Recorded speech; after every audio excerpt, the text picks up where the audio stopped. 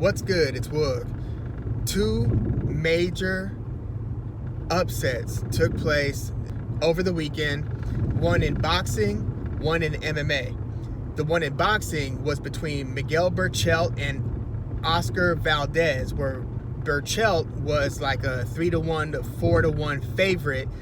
And in MMA, it was the UFC fight night between number 2 ranked heavyweight Curtis Blaydes versus number 4 ranked heavyweight Derrick Lewis, where Lewis was like a 1-4, 4-1 underdog. Blaydes was a significant favorite, like a 4-1 favorite, and then Lewis might have been like a 3-1 underdog or something. But it was crazy because both of the narratives made sense. In the UFC, you had Curtis Blaydes, whose background is that of a wrestler. Derrick Lewis is an extremely powerful striker who also has a bit of a wrestling background, but has been known to gas, has been known to reduce volume tremendously to where he's losing rounds and just kind of sitting back waiting for like a specific moment while he's getting outboxed. There just seemed to be a lot of likely scenarios where Curtis Blaydes was going to just do just enough wrestling, do just enough striking to come out with probably a decision win, if not like a late, I've got the guy down and he just doesn't want to like get up anymore. He turtles up and I just start, unanswered hammer fist, the ref calls it out. One of those types of wins for Curtis Blaydes. It just sounded like it made a lot of sense. But some of the things that were being factored a little less were the idea that Curtis Blaydes himself sometimes isn't economical in turn or the most strategic when it comes to when you choose to go to the ground versus when you choose to stand up. For instance, in the beginning of his fight versus Volkov, a fight that he won via decision, but he was outboxing him a little bit early, and Curtis Blaydes is a constantly improving boxer. He stopped Junior Dos Santos, for instance, former champ, in the stand-up. But Blaydes started to wrestle Volkov pretty early and then continued to try to wrestle where it's like, dude, do you not know that this is a 5-rounder? You really want to try to wrestle for 20 to 25 minutes? So what happens when you like take the guy down, but you can't really keep him down, and you spent a lot of energy trying to take him down, and then he gets back up and now your arms are tired and it's like, damn, now you got to box and kickbox and stuff and defend yourself and move around, and you're already winded because it is exhausting trying to wrestle, even if you're a great wrestler. So Lewis has also been improving with his takedown defense. And plus, there was also this reportedly, arduous situation where Lewis had been injured, like had a off and on but persistent back injury throughout several fights that was tied to a knee tear that he didn't even know he had until a doctor told him years later. So they had a knee surgery, clean out a procedure that then essentially cured his back ailments as well. Crazy story. But Lewis, got up against Alexei Olenek and then finished him. So it's like he's been showing a little more resilience in terms of getting back up versus being taken down. And, he's been on a bit of a win streak. And even before that, like his only couple of significant losses were like against Daniel Cormier when Cormier was the heavyweight champ for a moment. And then 2 underperformances, against Junior Dos Santos, and then a few years back versus Mark Hunt. But Lewis is a very good athlete, and I feel like that kind of gets slept on because he's got this like kind of belly sometimes and he looks like he might be overweight.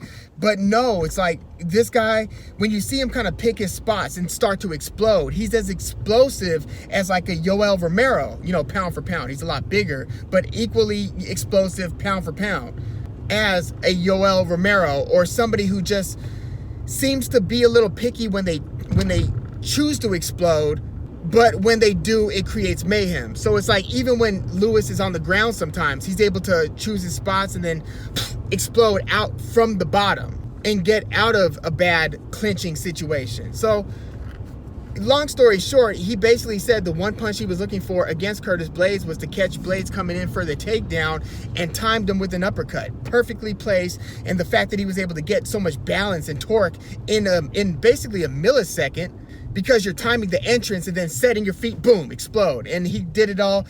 Perfect execution.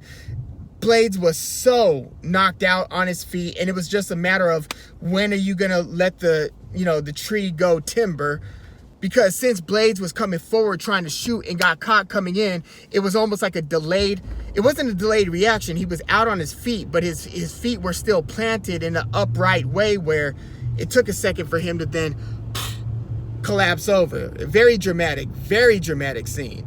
And on the boxing side, the underdog, keep in mind, Lewis was the underdog, significant underdog versus Curtis Blaydes. On the boxing side, the longtime 4-year, 130-pound champ, Miguel Berchelt, is taking on the former 126-pound champ, who's moving up to 130, has had a couple lesser fights at 130 to get acclimated to the weight class, and now he's taking on the big dog, Miguel Berchelt, who's defended his WBC 130-pound super featherweight or junior lightweight title 7 times successfully.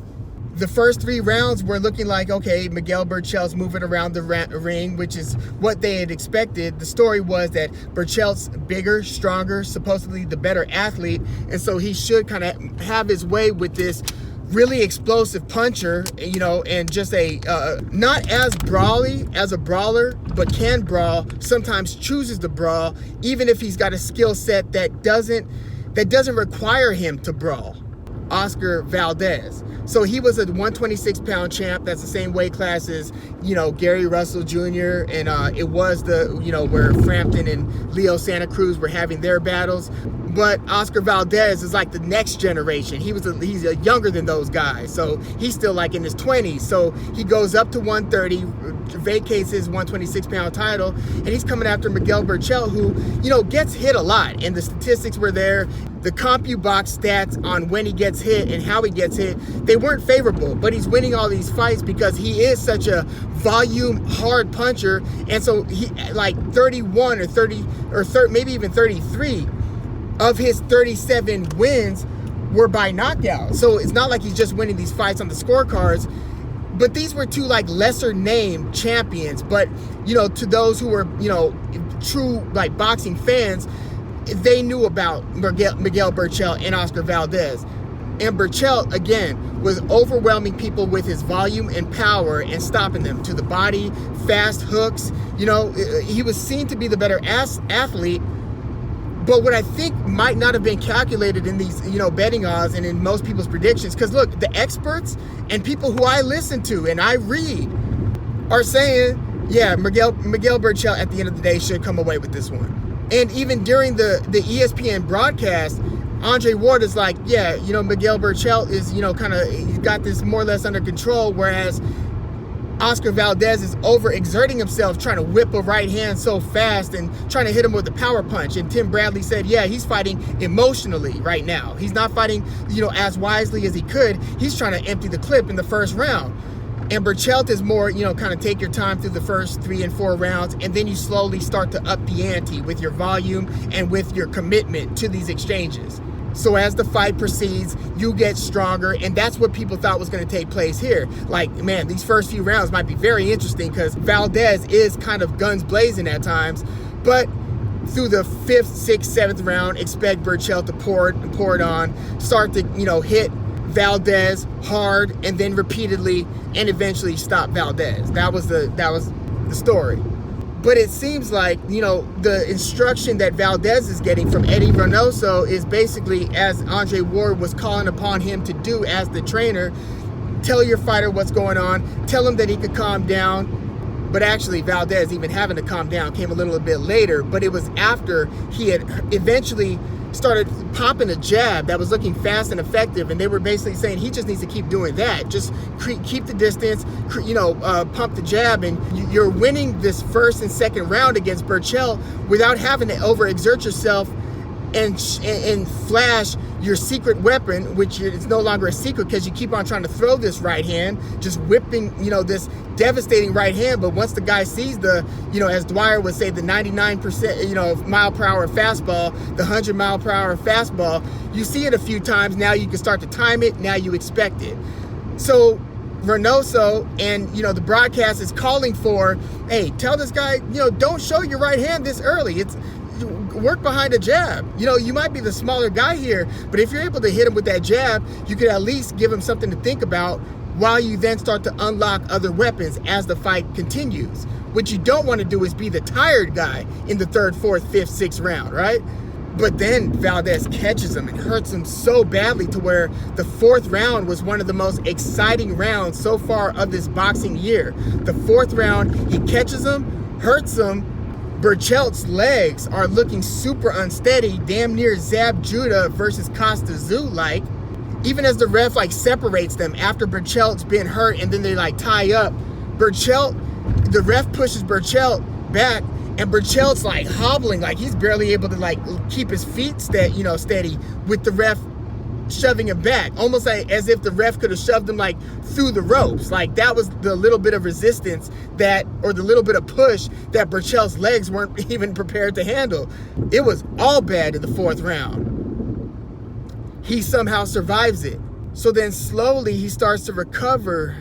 Not totally though. He's making these look like they might be competitive. And at times Valdez is tired. It looks like he punched himself out because he was really trying to stop Berchelt. He was loading up, boom, and he would catch him again. He even caught him as the bell was sounding at the end of the 4th round. But Berchelt survives the round somehow. And now you're almost in a situation like Mauricio Lara against Warrington, where Warrington survived the 4th, or whichever that first devastating round was for Warrington, where they could have stopped it in that round. Or Andy Ruiz, when he had Anthony Joshua hurt in their first fight, but Joshua made it out of that 2nd round, and then, that 3rd round, where he got knocked down twice after dropping Ruiz. And then it's a question of how does the person who almost got the stoppage then respond to that, and how do they handle their business from that point on? Do they overexert themselves? Do they allow the guy to rally back and eventually hurt and stop them?